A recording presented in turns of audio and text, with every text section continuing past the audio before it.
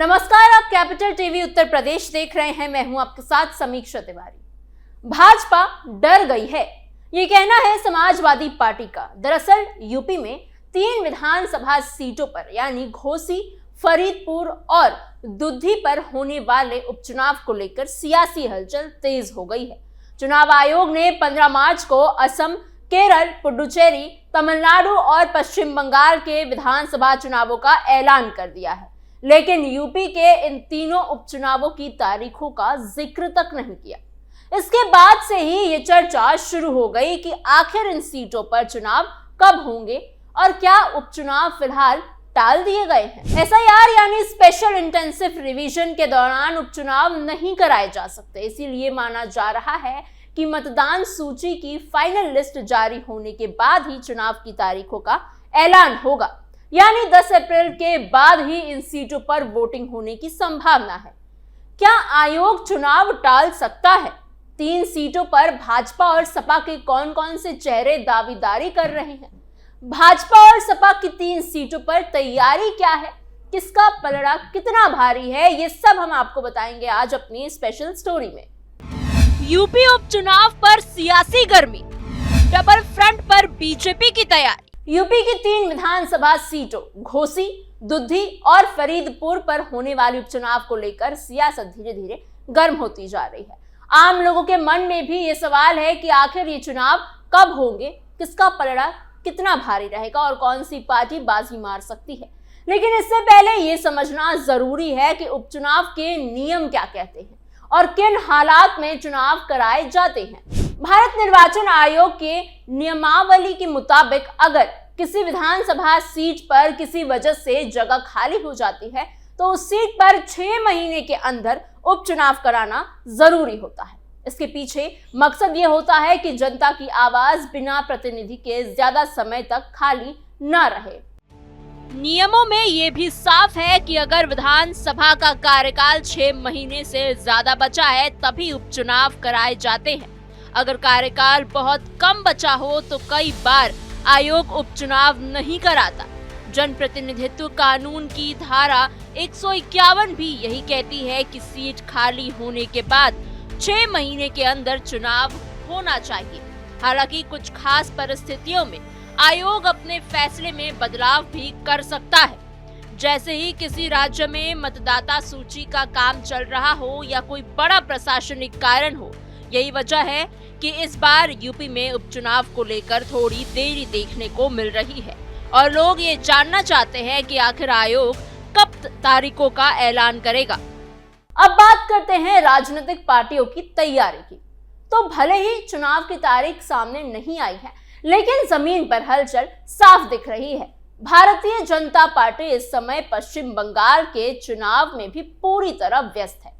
वहां चुनाव की तारीखों के ऐलान के बाद पार्टी ने अपने बड़े नेताओं को प्रचार के लिए भेजने की तैयारी कर ली है। इसमें मुख्यमंत्री योगी आदित्यनाथ, डिप्टी सीएम केशव प्रसाद मौर्य और ब्रजेश पाठक जैसे बड़े नाम शामिल हैं। इसका असर यूपी के उपचुनाव की तैयारियों पर भी पड़ रहा है, क्योंकि पार्टी का फोकस फिलहाल 2 जगह बटा हुआ है। हालांकि पार्टी का निचला संगठन यानी कार्यकर्ता लगातार अपने अपने क्षेत्रों में सक्रिय हैं और लोगों से संपर्क बनाए हुए हैं। संभावित उम्मीदवारों को भी साफ संकेत दे रहे हैं कि वो जनता के बीच जाए, अपनी पकड़ मजबूत करे और माहौल बनाना शुरू कर दे। 2027 से पहले सेमीफाइनल, क्या बसपा बिगाड़ेगी खेल? दूसरी तरफ समाजवादी पार्टी इस मौके को अपने लिए एक बड़ा मौका मान रही है। सपा के नेता चाहते हैं कि उपचुनाव जल्द से जल्द कराए जाए। पार्टी के अंदर ये सोच है कि ये तीनों सीटों का चुनाव 2027 के विधानसभा चुनाव से पहले एक तरह का सेमीफाइनल साबित हो सकता है। भले ही इन सीटों के नतीजे सीधे तौर पर पूरे राज्य के चुनाव को प्रभावित ना करें, लेकिन माहौल बनाने में इनकी बड़ी भूमिका हो सकती है। सपा को ये भी लग रहा है कि कुछ वर्गों में भाजपा को लेकर नाराजगी है, खासकर स्वर्ण वोटरों। ऐसे में पार्टी इन चुनावों के जरिए उस नाराजगी को परखना चाहती है और देखना चाहती है कि जमीन पर उसका कितना असर है। बहुजन समाज पार्टी की बात करें तो फिलहाल तीनों सीटों पर उसका कैडर ज्यादा सक्रिय नजर नहीं आ रहा है।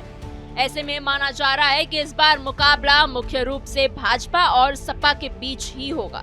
हालांकि अगर बसपा मैदान में उतरती है तो मजबूत उम्मीदवार देती है तो उसका सीधा असर सपा पर पड़ सकता है, क्योंकि कई जगहों पर बसपा का वोट बैंक सपा के वोट काटता है, जिससे भाजपा को फायदा मिल सकता है। यही वजह है कि सपा भी इस बात को लेकर सतर्क है कि बसपा क्या फैसला लेती है। राजनीतिक बयानबाजी भी तेज है। भाजपा के प्रदेश प्रवक्ता हीरो वाजपेयी का कहना है कि चुनाव की तारीख तय करने चुनाव आयोग का काम है और पार्टी पूरी ताकत के साथ चुनाव लड़ेगी। उनका दावा है कि दुद्धी, घोसी और फरीदपुर तीनों सीटों पर भाजपा के उम्मीदवार ही जीतेंगे। उनका कहना है कि पार्टी के कार्यकर्ता लगातार जमीन पर काम कर रहे हैं और लोगों को सरकार की योजनाओं और कामों के बारे में बता रहे हैं। वहीं सपा पर निशाना साधते हुए उन्होंने कहा कि विपक्ष के नेता असुरक्षित महसूस कर रहे हैं और उन्हें अपनी हार का डर सता रहा है। इसके जवाब में समाजवादी पार्टी के राष्ट्रीय प्रवक्ता अमीक जामे ने भाजपा पर ही सवाल खड़े कर दिए। उनका कहना है कि भाजपा को हार का डर पहले से ही सताने लगा है, इसलिए वो उपचुनाव को टालना चाहती है। उन्होंने कहा कि पीडीए यानी पिछड़ा, दलित और अल्पसंख्यक वर्ग की ताकत बढ़ रही है और भाजपा इससे परेशान है। सपा का आरोप है कि अगर अभी चुनाव हुए तो भाजपा पूरी कोशिश करने के बाद भी जीत नहीं पाएगी, इसी वजह से देरी हो रही है। उन्होंने ये भी सवाल उठाया कि जब दूसरे राज्यों में उपचुनाव हो सकते हैं तो यूपी में क्यों नहीं। अब अगर इन तीनों सीटों की बात करें तो हर सीट की अपनी अलग कहानी है और अपना अलग राजनीतिक समीकरण है। सबसे पहले घोसी सीट की बात करें तो मऊ जिले में ये सीट आती है और ये सीट सपा विधायक सुधाकर सिंह के निधन के बाद से खाली हुई है। उन्होंने 2023 के उपचुनाव में बड़ी जीत दर्ज की थी और भाजपा को करारा झटका दिया था। सुधाकर सिंह के निधन के बाद सपा यहां सहानुभूति का फायदा उठाने की कोशिश कर रही है और उनके बेटे सुजीत सिंह को उम्मीदवार बनाने का फैसला कर चुकी है।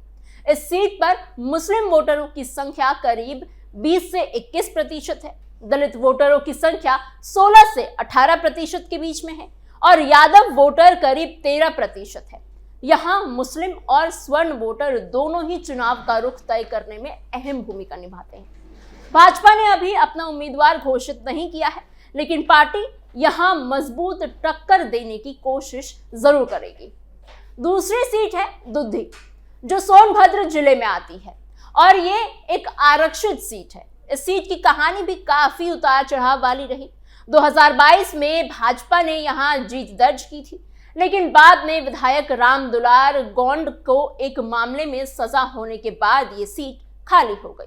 इसके बाद 2024 में उपचुनाव में सपा के विजय सिंह गोंड ने जीत हासिल की, लेकिन जनवरी 2026 में उनके निधन के बाद ये सीट एक बार फिर से खाली हो गई।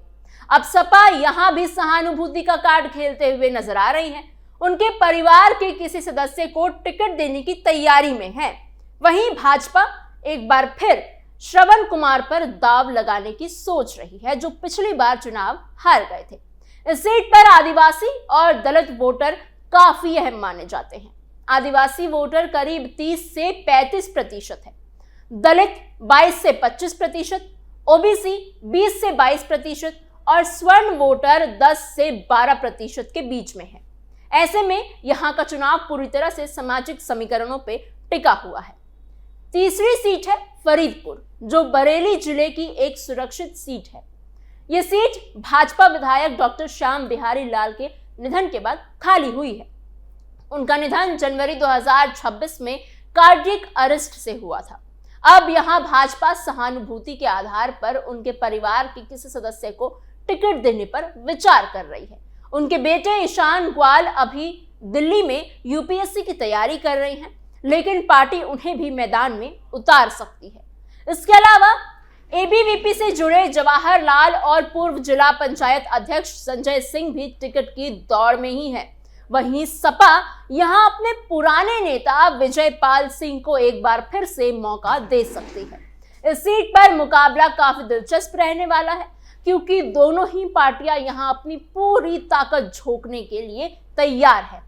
कुल मिलाकर देखा जाए तो यूपी के इन तीनों उपचुनाव को सिर्फ 3 सीटों की लड़ाई नहीं माना जा सकता, बल्कि 2027 के विधानसभा चुनाव से पहले माहौल बनाने की एक बड़ी जंग है।